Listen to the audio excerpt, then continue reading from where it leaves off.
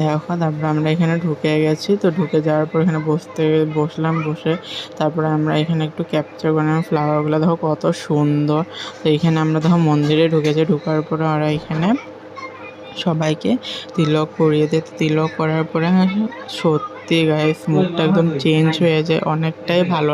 তো finally guys আমরা পৌঁছিয়ে গেছি। তো তোমরা দেখতে পাচ্ছ আমরা তিলক করে নিয়ে পৌঁছিয়ে গেছি।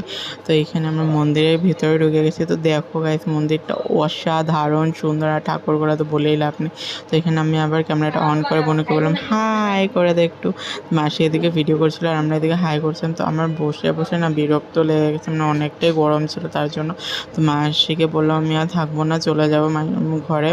তো তারপর আমরা রাস্তায় এসে পড়েছিলাম। আমি আর বোনও কথা বলছিলাম, আর ওর ইংলিশ ওয়ার্ড কি বলবো, কি ইংলিশ বলে ও, মানে বলে বোঝাতে পারবো না তোমাদেরকে। তো আজকের ব্লগটা এই পর্যন্ত। তো আশা করি তোমরা অনেক ভালো